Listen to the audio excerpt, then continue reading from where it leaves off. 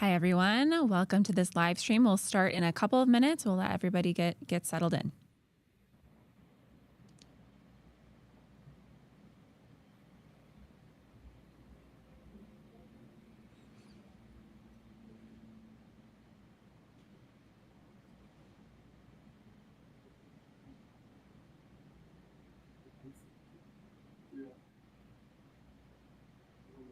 Hello, everyone, and welcome to this Automotive News Congress Conversation, sponsored by Borg Warner.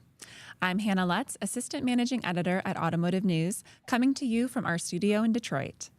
This week, we published our annual list of the world's top 100 auto suppliers, and today we'll discuss how they are strategizing as the industry faces changing geopolitics, rising costs, and evolving technology. You can learn about the top auto suppliers at autonews.com. We'll put that link in the comments. And now let's welcome our panelists. Aruna Anand, CEO of Aumovio North America. Hi, Aruna. Hi, glad to be here. Thank you, Aruna. Ramiro Gutierrez, President of ZF North America. Hi, Ramiro. Hello, everybody. Marissa West, Executive Vice President and Chairperson of North America at OPmobility. Hi, Marissa. Hi, Hannah. It's great to be here. And Andrew Clemence, North America Chief Technology Officer at Denso. Hi, Andrew.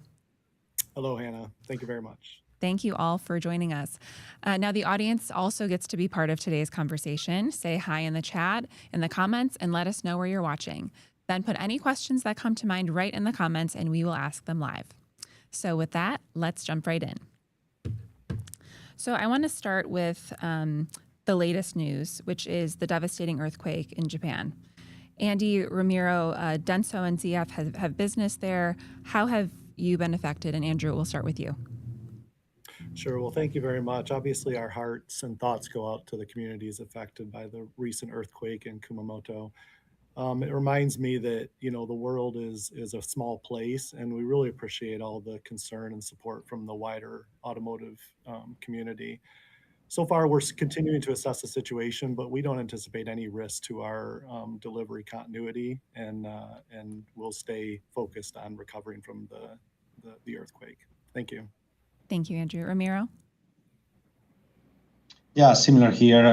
Thanks God, our plants and offices are about 250 miles away from Kumamoto. We are following very closely the situation. Obviously, our thoughts and prayers are with the victims, and we only identify maybe one supplier that could be potentially affected, Renesas, that is in the area. So far, the communications with them is good. We have good coverage. They suspended the operations temporarily, but they say their facility is okay. So again, like always with these things, you only see the full effect of these situations after a few days or a couple of weeks. So we will follow it closely. All right. So far. Okay. Thank you both for sharing those updates. So the auto industry has gone through many shifts over the past 18 months or so, with tariffs, looser emission regulation, affordability challenges. How are you able to plan during this time of uncertainty? What is your planning strategy? Aruna, will you start? Yeah, so it is without a doubt that recent market and geopolitical developments have increased uncertainty in the short term.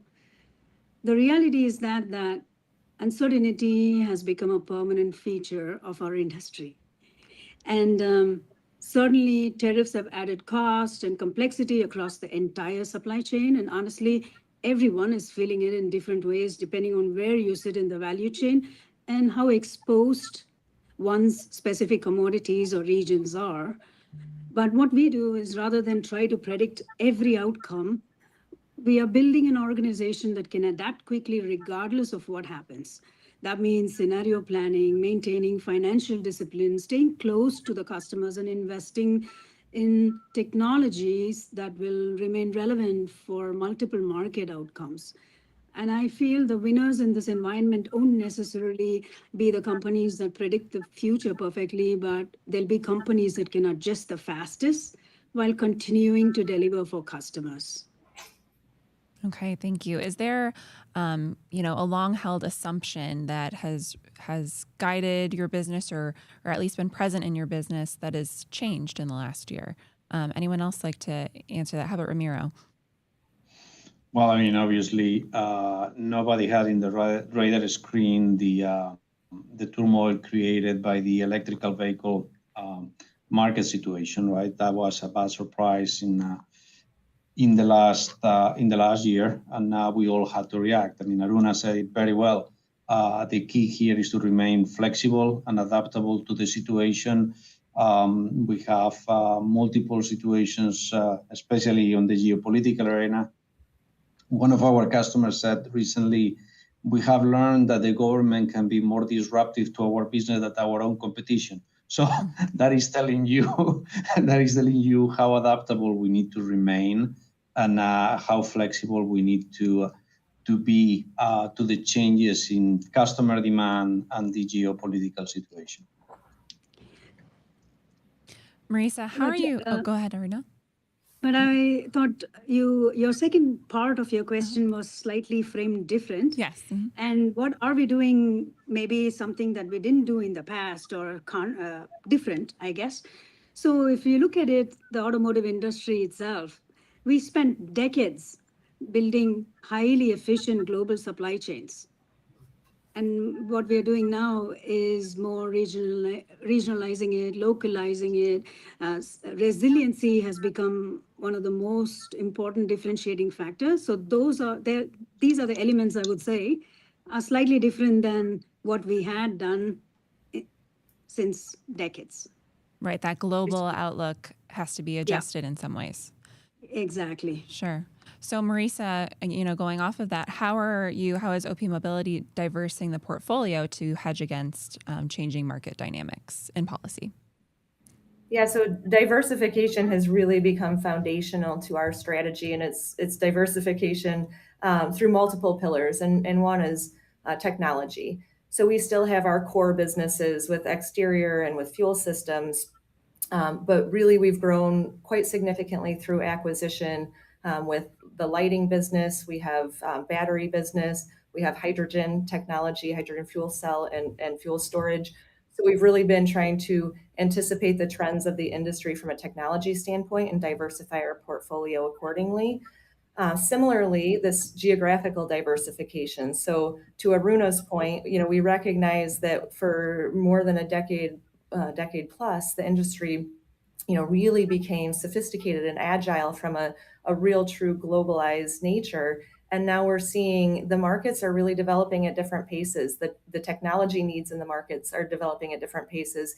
And we have a very intentional strategy to diversify globally. So we have North America, we have Europe, and of course, Asia and China are very key markets.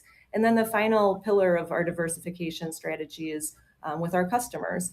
And so, as a European headquartered company for 80 years, we have a large center of gravity there. But there's been, very intentional efforts and investments made across the globe to build and grow with a diverse customer base as well. So diversity in all elements of the business, and that really helps with not just growth, but also the robustness, the agility, and ability to adapt as we do anticipate some changes and then some things surprise us. But I think one other point Aruna made was it's not just the past 18 months. It's hard now in this industry to remember a quote normal year, and so all of these strategies are really designed to help us just remain agile and resilient. Have the previous experiences with COVID and other things, do you think that set you up to be more successful in this time where things are changing fast and sometimes you don't know if you'll ever have a clear answer? Has it set you up better? And Andrew, maybe you can speak to this. Yeah, well, I think the experience from COVID certainly taught us about needing resiliency in the supply chain, and both Marissa and Aruna talked about that. I think especially now, it's really important to have kind of a North Star, something that guides your company strategy. Otherwise, we become too reactive to all the turmoil and uncertainty in the market. And for us, that's always been and will continue to be our customers, and having strong relationships, constant communication, understanding where they need us, what they need from us, and making sure we can deliver competitively. So I think those lessons from COVID, plus our guiding star, really help us stay grounded in this current environment. We have a follow-up question from the audience. The viewer is saying, I'm hearing more conversation about creating an office of resiliency within an organization. How are you structuring your efforts to focus on resilience? What is the, organizationally, how do you do that? Would anyone like to jump in on that first? I can jump in on the resiliency aspect. Certainly it's, from a purchasing and supply chain perspective, it's recognizing, where you have any single point of failure, where you have strategies where you can optimize any tariff impacts. Certainly that's an element of diversification and resilience. We see, the impact of the situation in Iran, and needing to be resilient there, and how we look at our raw materials and the impacts that disruptions like that, geopolitical problems, can cause. And so I think it's really getting into the detail, always knowing where your options are, always doing the scenario planning so that where you can pivot if the pivot becomes necessary.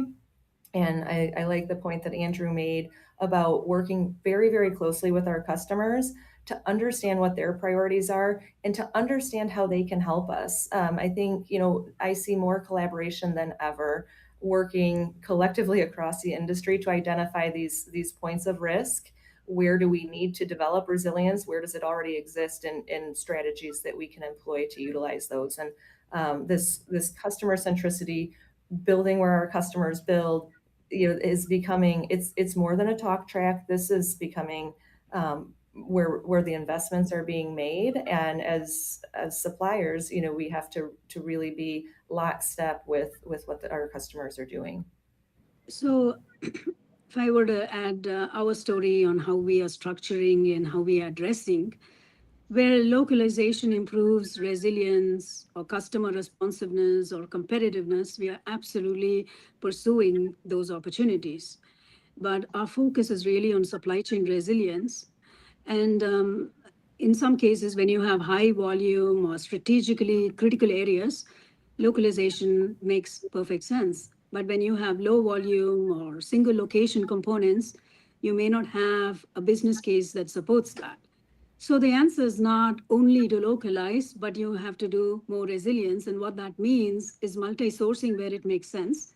And we do it not later, but even upfront design. We design for multi-sourcing opportunities, and you need a very strong transparency into your tiers, tier 2, tier 3 risks, and practical collaboration across the value chain. So that means design teams, procurement teams, manufacturing teams, and ultimately customers want reliability, quality, and competitiveness. So every sourcing opportunity, not just of our own, but of our suppliers and the manufacturing decisions on where we would have it, is looked through from that lens. And that's what it means when we say resilience from a supplier perspective. I think if I could add, I think Aruna brought a really good point. Resilience for me really starts and stops from the design. If you want to have a resilient supply chain, you've got to have designs that are scaled, flexible, that you can reuse, that you can source in multiple regions, multiple suppliers. And so if you have two dedicated designs, it really limits your ability to react to that turmoil that we're experiencing today. So you've discussed collaboration, and that brings to mind your relationships with your customers, with the automakers. How have those changed over the recent history with so much changing in the industry? How have those relationships changed? And a second question to that, what differentiates your best automaker customer? Ramiro, would you like to start? Yeah, I think what has happened in the last couple of years, right, have brought us closer to our customers than ever before. I think the uncertainty, the scenario that is out there with all these geopolitical situations is changing the environment. And what we have found is that being closer to our customers have helped us to navigate those waters. I would say that far from separating us, what all this scenario has, or this situation has brought, is closer collaboration with the customers. We have found the right attitude on our customers, the right level of understanding on how to navigate the situation. In some cases would mean some short-term pain for the sake of having long-term solutions, and the focus is obviously getting a permanent solution or a long-term solution that we are all able to live with. So I am pretty happy and satisfied with how our customers have reacted to the situation. Okay, so we're getting a lot of great questions from the audience, and many of them are focused on technology and AI. So I'm going to move there. Several years ago, software was expected to dramatically reshape the supplier landscape. Has reality lived up to the hype in terms of software? And then we'll get into more AI more specifically. Andrew, will you start there? Well, I think software is a really interesting subject, given all the shifts and movements going around, the integration of components, the insourcing versus outsourcing of different products. I think software remains a key differentiator, both at the OEM level and selling their product to the consumer, as well as at the supplier level to solve the problems that our customers face. So we continue to invest in the tools necessary to develop software competitively, while also improving the ultimate quality, which contributes to the safety of our consumers. So including recent tools like digital twins that help us to monitor a software's performance in the field, anticipate and predict risks, and then correct those before they cause a real concern for our consumers. So. I mean, it's clear that we started from very hardware-centric, mechanical-centric structures and architectures. And you see that over the last 10 years, 15 years, there's more and more and more software in the vehicles. And now we are talking about software-defined vehicles, where you're able to abstract from hardware. And why do you need a software-defined vehicle? You can do more software. You can sell more differentiating functions, and you have more flexibility to do that. And as Andrew mentioned, we now want to develop software much upfront and not dependent on hardware in parallel. So you have as well development in what's called virtualization. So you can start developing things much upfront. So you have better quality, you're able to turn around faster. You also have to take care of over the air. You have that feature too. So your car is constantly getting upgraded. And when you're in the car, everything is transparent. You want it to be like your living room or your extension of your phone, and everything needs to be seamlessly connected. And for all of that, you need software, which is nice. But the topic again, the constraints are, okay, what about cybersecurity? What about functional safety elements of that? And these are the things that we are further exploring. And now with AI, we have a lot more tools that are in our hands to leverage these things and bring better products and better personalization and better features in the vehicle. So the mobility going from one place to another is seamless, connected, and exciting. Yeah, and safe. That's what the driver has come to expect these days. Exactly. It makes sense. Absolutely. We have a follow-up from the audience. Are Tier 1 suppliers focusing their efforts on hardware manufacturing know-how, or is there still a large play, like we were just talking about, for software development teams within the Tier 1? So I think the question mostly is, are you doing this within your organization or looking for outside help on software? I can start.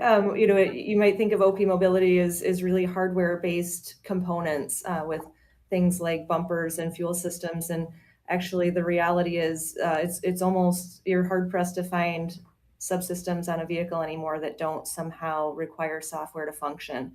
I would say our strategy is twofold, but we certainly are focusing effort on in-house development of software, what we call OpenSoft, and those are to support the technological evolution of our hardware-based componentry. So everything from lighting, of course, requires software. Also, the evolution we see in exterior systems and large complex modules where there's opportunity to communicate as vehicles and autonomy continue to evolve. That requires software. From a fuel system and a battery system perspective, of course, there's software involved as well. So battery management systems. And we work very closely with our customers. Sometimes they have, strategy make versus buy when it comes to software. And so I would say it's a two-pronged approach in terms of having our own in-house capability established and also knowing, how we integrate with external software as well. I think sorry, Hannah. I think the software-defined vehicle, right, has dramatically changed the scenario here in how to create value to the end customer. If I use an example in our chassis division works mainly with braking, steering, and suspension. You think about hardware on those products, but the software-defined vehicle is bringing software to create a lot of more value that is just simply stopping the car or moving the car left to right or controlling the vertical movement of the car. You create a lot of extra functionality that was not the main reason why that hardware is sitting on the vehicle. And that reverts back in creating a lot of value to the end customer with new functions that were not there before. So it's a key enabler, this software-defined vehicle, for value creation and the topic of affordability and the topic of how to capture the marketplace. If I look at the technologies that are there today and what's growing, I can broadly say, yes, you have software-defined vehicles, you have advanced electronics, you have compute platforms, you need intelligent sensing, you need vehicle connectivity, and with all of this, you need maybe services. And when I say services, who's going to integrate all of these? And the whole concept of a software-defined vehicle is to not just do this traditional one-to-one relationship customer OEM. You have now multiple suppliers that can bring in their differentiating functions, whatever they may be, and we are able then to integrate that. So suppliers like us are not anymore just doing traditional hardware development. We do functions when necessary, we do services when necessary, and we learn to adapt as fast as the world that is moving. And those that are able to adapt survive. So yeah, also services and some amount of software is how we differentiate. So let's talk about AI in connection to that. Someone from our audience is asking, how do you see the adoption of AI tools and infrastructure affecting vehicle software development? Andrew, will you start on this one? Well, I don't have too much to offer on the AI with regards to software. Of course, it's well publicized that AI's power to write code is really is already there. It's already available. Everybody's already using it. The next step for me with AI is end-to-end work processes and how do we leverage that to streamline the development, to increase the overall quality, and then of course to add value, as Ramiro mentioned earlier. That's the main way that you differentiate, and how you leverage AI is going to determine how successful you'll be at that endeavor. Yeah, and I guess we should level set a bit here and learn how you all are using AI right now. So Marissa, in a brief way, can you describe how OPmobility is using AI? Yeah, I would say multifaceted. So of course, in our manufacturing environments, we're really leveraging the virtual factory tools. We have a significant initiative around our plants of the future in advanced manufacturing, and AI is right at the center of all of that. We actually have a partnership with an AI company, Neural Concepts, about design elements. So, having AI as a starting point for design and working on that specifically with our fuel systems. And then, as Andrew was alluding to, a very significant effort on our, what we're calling One PLM project. And there's, at least at OPmobility, and I imagine my peers feel the same, competitiveness and reduction of development costs is absolutely fundamental. It's also necessary to survive in the current environment. And I think AI end to end in every way possible to not just provide us with more speed and more efficiency, but to really add robustness and integrate AI into that PLM process so that we can develop faster with better accuracy, higher quality, and speed is the name of the game. So I think AI is a significant enabler in that regard. Okay. Aruna, what about at Aumovio? I mean, I agree with all my peers so far. And to me, AI will impact our industry in two ways. First, as everybody mentioned, that it will dramatically improve how we design, develop, test, validate products, right? If you look historically, vehicle software development has always been constrained by complexity and validation requirements. And with AI, you have the potential to help engineers to automate testing, to identify edge cases, going to Marissa's point, and analyze massive amount of vehicle data much more efficiently. And this is some of the things that we are doing. And then if you look at the second aspect of AI, it'll increasingly become part of the vehicle itself. As our vehicles become more and more software defined, AI will help deliver more intelligent driver experiences, predictive maintenance, improved safety, and more personalization of services. And that doesn't mean we eliminate the need for rigorous testing and validation and so on, especially in automotive, but we use AI to significantly improve our productivity and reduce development time. And as the vehicles become more software defined, AI will become an important tool for managing that complexity. Ramiro, anything from ZF on AI?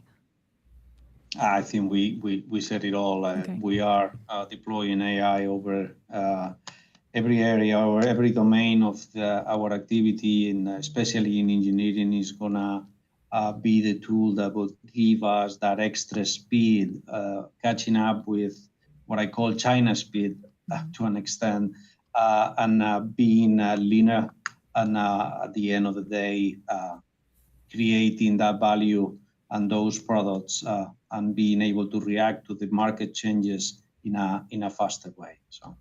Okay. So on AI and also software-defined vehicles, electrification, as those things reshape the market, someone in our audience is asking, what capabilities should today's mechanical and manufacturing engineers develop over the next 5 years to remain valuable to suppliers?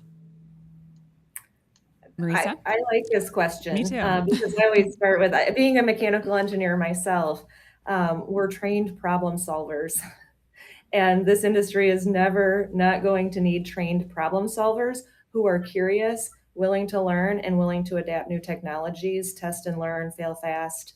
I think I talk to graduating engineers all the time, and what I tell them is, you've now got a degree that's proven you're very intelligent and you know how to learn and you know how to adapt. And I can assure you that through your career, you're going to see technology adapt faster than you even imagined possible. But the AI tools really are that. They're tools, but we still, at this point in time, that judgment, that experience, that application of the tools requires the human element. And so I actually think AI in a way is making us all more human at this point in time as we're all, figuring out how we work, how we integrate it.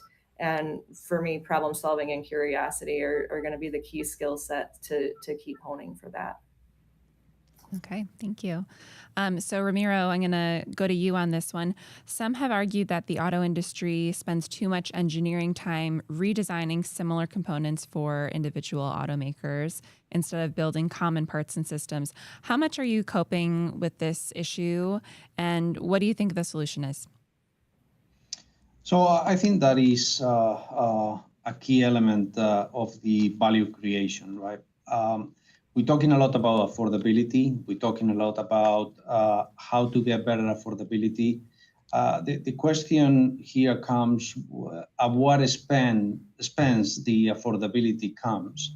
And it should not be destruction of value for the end customer. So I think we are experiencing different solutions from different customers, or even I would say different regions, on how to resolve that equation. And while we have our Asian OEMs following the direction of staying focused on what the customer can perceive and what the customer differentiate as a new function, as value being created versus elements into the vehicle that don't need or are not differentiating that vehicle from another. And then saving money on that area. Let's say if you have a technical solution or a product that you have developed for a given customer, those Asian customers, they don't have a problem in reusing the same technical solution, the same product, saving capital equipment, saving CapEx, saving engineering spend, and then using that money to create some value, maybe in a different area of the vehicle where the customer, the end customer, can perceive the new value. To the contrary, we see other Western OEMs staying on developing again and again and again something that already works, and then customizing that product in an endless number of times, forcing us to redeploy more capital, more engineering. And you know what? The end customer, the person that is driving the vehicle or the person that sits into the vehicle, they doesn't even notice the difference. And that is the big difference that I see here. I mean, on the one side, we facing affordability through decontenting, and on the other side, what we're doing is the contrary. We're adding value, but we are adding the value where it matters, where it is noticeable to end customer, attracting new customers to buy your product. I think that is the big difference that I see on this topic. Yeah, and the approach is different from Chinese companies we talked about previously. How is it different? What's the playbook in China? Well, the playbook in China is, let's say, customer A, you go talk to them and they say, oh, I know that you are delivering to this customer B that product, let's say a braking product. It's a fantastic product. Can we reuse it? And you say, yeah, I have capital deploy, I have capacity, it's a great product at a great cost, we can bring it to you, and then the marginal effort that we will do in engineering will revert back to your benefit. They don't have a problem in adopting that. Then if we look into some of the customers, they will say, oh, it is a great product, but you know what, I would like to do this and that and the other thing into the product, which, you know, as I said before, the end customer wouldn't notice a difference, and that would mean a lot of extra capital, a lot of extra engineering into a product that already works and satisfy the customer needs. So Chinese companies climbed on our latest top suppliers list, and they're now tied with the U.S. with 16 suppliers on the list and 2 more just outside of the top 100. So how does this change the competitive landscape when we look at Chinese companies coming in and you know, rising very quickly? Aruna, would you like to start? Yeah, talk about China itself and then talk about its suppliers. You see that China has become one of the most significant forces that shape the global automotive industry, both as a manufacturing center and also increasingly as a source of innovation. Its growth has accelerated the competition. It's influenced all our cost structures in some manner. And it's also raised important discussions around supply chain resilience and regional balance. And our focus as suppliers, I think, is not just reacting to just single country, but we have to learn from how they innovate and how they do lean development. And for us, it's also ensuring that we have a robust, diversified supply chain that allow us to serve customers effectively in every region. Yeah, so that's how I see China and Chinese competition. Okay. Andrew, when you think about it, are you seeing China as a competitor, or is there a collaborator customer aspect as well? Well, both, of course. Being a global company, we operate in every region of the world, including China. And as Aruna mentioned, the global competition has always been intense. And we'll continue to learn and contribute globally from our experience and our operations in China, just like we have in the past with North America, Europe, India, Korea, and the rest. So I think China is a really good motivator for us to continue to strengthen our manufacturing capability as well as our design and our product technology. And we really appreciate the efforts to make sure that we're all operating on a fair playing field. Okay, Marissa, how are you approaching China competition? Yeah, I mean, I think really similarly to what my peers here have said. First of all, we have a strong presence in China. We have a joint venture with YFPO, and we've actually expanded the scope of our product lineup with them. We want to learn from the Chinese OEMs, and we want to learn from our competition in China. We recognize that's important for operating within China. It's vitally important for operating outside of China. I like the notion of China speed, and you go to China, it's almost like exercising and learning from them and rethinking, a lot of the things that we thought we knew. So I think Ramiro was alluding to it with, some of the requirements and the things that have been, legacy or traditional with some of the Western OEMs.